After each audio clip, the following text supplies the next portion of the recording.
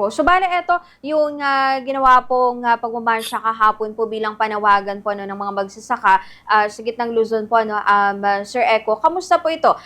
May immediate po ba na nakita naman po reaksyon kahit papaano mula po no, sa mga kinaukulang departamento o ahensya ng ating gobyerno na concerning dito po sa panawagan po ng mga farmers po?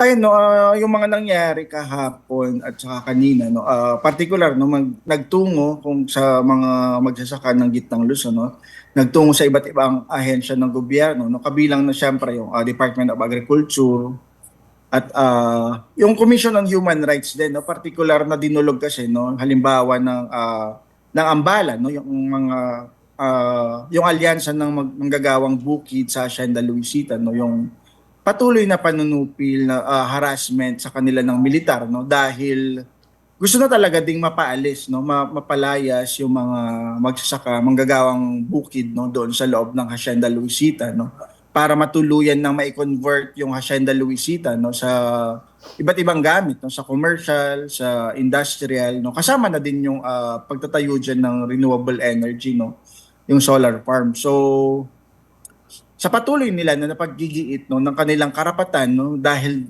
matagal na dapat din na napamahagi itong lupa ng Hacienda Luisita 'no, sila ay ginigipit 'no ng gobyerno partikular mga militar 'no, nire-red tag sila 'no, pinapasuko 'no, persahang pinapasuko, sinasabi na sila ay rebelde 'no. Pero gano'n pa man 'no, nagpapatuloy yung kanilang, paggigiit na sila ay ano 'no, sila ay mapakinggan at, maipamahagi na yung lupa. So ayan, isa sa mga dinulog nila 'yan 'no, do'n sa Commission on Human Rights 'no, para mapakinggan 'no, masawata itong, harassment sa kanila. At yung iba iba naman 'no, halimbawa 'no, yung sa Zambales 'no, yung, mga magsasaka at mga isa sa Masinloc 'no, sa Barangay Taltal, Zambales 'no, sila ay dinemolish tapos, yung kanilang pinaglalaban na lupa 'no, 23 hectares 'no, dapat ay bahagi pa rin 'no nung, Comprehensive Agrarian Reform Program.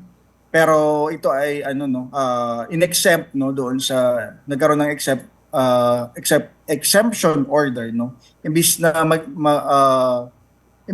maging bahagi o ma-cover nung CARP 'no, ito ay in-exempt dahil sinasabi 'no, hindi na siya agricultural land, pero sa katotohanan 'no, na natatamnan pa rin nila.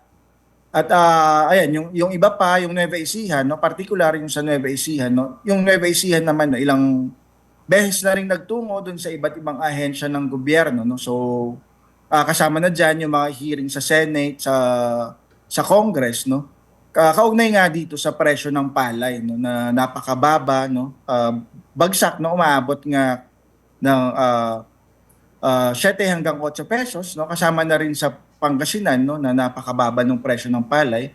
So kumbaga may sinabi naman 'no, yung pangulo, yung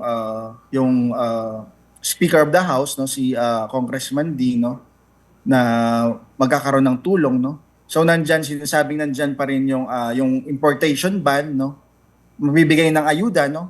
Pero sa tingin natin 'no, tingin din ng mga magsasaka 'no, yung ayuda ay hindi sapat 'no at, ang kailangan ng mga magsasaka ay 'no, magkaroon talaga ng ano 'no, tulungan yung mga magsasaka 'no, bilhin halimbawa ng NFA.